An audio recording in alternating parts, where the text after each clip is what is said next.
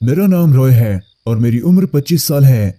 जब से मैं अकेला रहने लगा हूँ मैं बहुत ज्यादा डर जाता हूँ। सोने से पहले सभी दरवाजे और खिड़कियां बंद कर देता हूँ और रोजाना चेक करता हूँ कि पुलिस का नंबर मेरे फोन में है या नहीं। सभी लोग मुझे पागल बुलाते हैं, लेकिन उनमें से कोई भी नहीं जानता कि किसी अजनबी को घर बुलाना कितना खतरनाक हो सकता है। वो शायद कोई साइको या फिर कोई किलर भी हो सकता है। और मुझे ये भयानक सबक 15 साल की उम्र में मिला। मैं जब भी अपने डरने की वजह सोचता हूँ तो मेरे जहन में वो रात आ जाती है जब मेरे साथ वो हादसा हुआ था। मेरी उम्र तब 10 साल की थी और मैं पहली बार घर पे अकेला था। मेरे पेरेंट्स की डाइवोर्स हो चुकी थी और मेरे डैड को बेबी सिटर्स बिल्कुल भी पसंद नहीं थे, क्योंकि वो किसी अजनबी को अपने घर पर बच्चों की तरबियत के लिए नहीं बुलाना चाहते थे। ज्यादातर मैं अपनी मॉम के साथ रहता हूँ, लेकिन इस बार वो अपने काम की वजह से किसी दूसरे शहर में थी। डैड हर छुट्टी का दिन मेरे साथ गुजारते थे। उनके काम के बारे में मुझे कुछ भी अंदाजा नहीं था।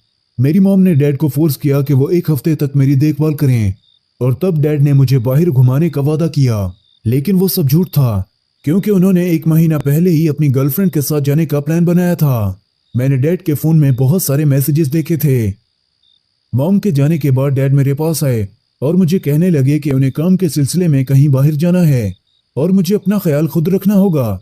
अब मैं बड़ा हो चुका था और डैड भी जानते थे कि अब मैं बहुत ज्यादा जिम्मेदार हो चुका हूँ। उन्होंने मुझे मॉम को कुछ भी ना बताने का वादा लिया और तब मैंने हाँ कर दी, क्योंकि मैं भी अकेला रहना चाहता था। मैं सभी को बताना चाहता हूँ कि मैं अपना ख्याल खुद रख सकता हूँ। जब वो काम के लिए निकलने वाले थे उन्होंने सभी दरवाजे बंद कर दिए और साथ ही सारे इमरजेंसी नंबर्स भी पेपर पर लिखे, ताकि किसी भी खतरनाक सूरत हाल में मैं उन्हें बुला सकूं।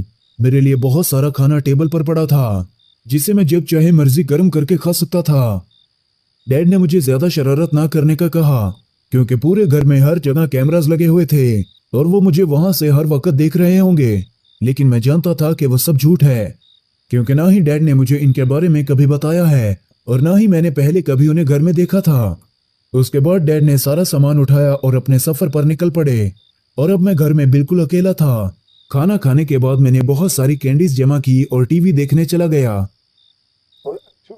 कुछ ही मिनटों के बाद मुझे नींद आ गई और टीवी अभी भी चल रहा था। तभी दरवाजा बजने की आवाज से मेरी आंख खुली। जो भी आदमी बाहर था वो लगातार दरवाजा बजा रहा था, जैसे वो जानता था कि मैं घर में बिल्कुल अकेला हूँ। मैं बहुत ज्यादा डर गया, क्योंकि मुझे लग रहा था कि बाहर गुस्से में दरवाजा बजाने वाले मेरे डैड होंगे। लेकिन तब मैंने टाइम देखा और मुझे अंदाजा हुआ कि वो अभी रास्ते में ही होंगे। मैंने जूता पहना और दरवाजे की तरफ गया। दरवाजे के बाहर एक औरत खड़ी मेरी तरफ ही घूर रही थी। वो औरत मुझे जानी पहचानी लग रही थी, लेकिन मुझे याद नहीं आ रहा था कि वो औरत कौन है। मैंने उस औरत से पूछा कि उसे क्या चाहिए। उसने बताया कि वो मेरी पड़ोसी है और मेरे डैड ने उन्हें मेरी देखभाल करने के लिए भेजा है। मैंने उन्हें बताया कि डैड मुझे घर पर अकेला छोड़कर गए हैं, लेकिन उस औरत ने कहा कि मेरे डैड ने अपना इरादा बदल कर रास्ते में मुझे फोन करके भेजा है। मुझे उस औरत पर यकीन नहीं हो रहा था, लेकिन तभी उसने कहा, चलो भी दरवाजा खोलो रॉय, वरना डैड गुस्सा करेंगे। ये औरत मुझे जानती है, उसे पता है कि मेरे डैड क्या काम करते हैं। मैंने उस पर यकीन करते हुए दरवाजा खोल दिया। अंदर आते ही उस औरत ने अजीब मुस्कुराहट दी और शुक्रिया बोलने लगी। उस औरत ने मुझसे मेरे होमवर्क के बारे में पूछा। मैंने जवाब में कहा कि मेरी छुट्टियां हैं, क्योंकि मुझे नए साल की छुट्टियां थी।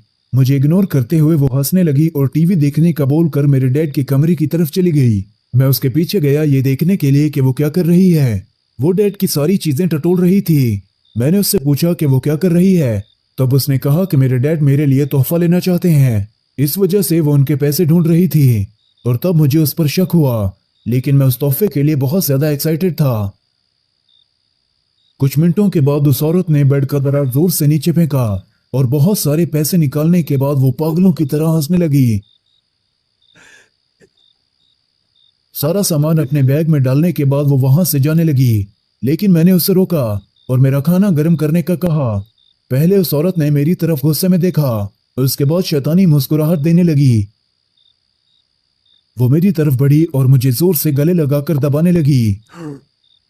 मैं डर की वजह से रोने लगा, लेकिन उसे कोई भी फर्क नहीं पड़ रहा था।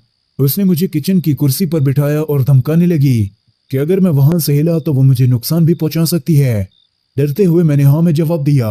उसने मेरे डैड के सामान में से रस्सी निकाली और मुझे जोर से कुर्सी पर बांध दिया और पानी गर्म करने लगी। मुझे लगा कि वो मेरे लिए नूडल बना रही है जो फ्रिज के ऊपर पड़े थे। मैंने उससे कहा कि मुझे भूख नहीं लगी।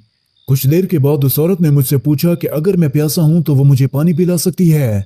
तब मैंने उसे कहा कि मुझे ऑरेंज जूस चाहिए और साथ ही मैंने उससे ये भी कहा कि मुझे रस्सी से खोल दे, लेकिन उसने कोई जवाब नहीं दिया।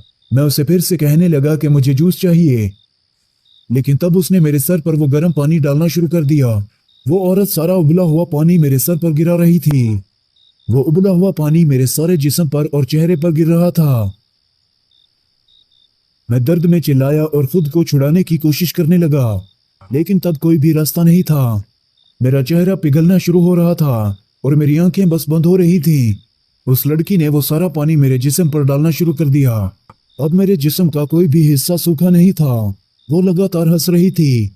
जब वो पानी खत्म हुआ मैं तब भी चिल्ला रहा था और तभी वो औरत मुझे थप्पड़ मारने लगी और मेरा मजाक उड़ाने लगी। मुझे कुछ भी समझ नहीं आ रही थी। तभी किसी ने दरवाजे की घंटी बजानी शुरू कर दी और बाहर से मेरे पड़ोसियों की आवाजें आ रही थी। वो औरत दरवाजा खोलने के लिए बाहर की तरफ गई और पड़ोसियों से कहने लगी कि इस घर में एक एक्सीडेंट हुआ है। जब वो लोग मुझे देखने के लिए अंदर आए, वो औरत डरती हुई वहां से भाग गई और साथ ही मेरे डैड का सारा सामान और पैसे भी ले गई। सभी लोग मेरी हालत देखकर चिल्लाए। मुझे कुर्सी से खोलने के बाद उन्होंने एम्बुलेंस को बुलाया।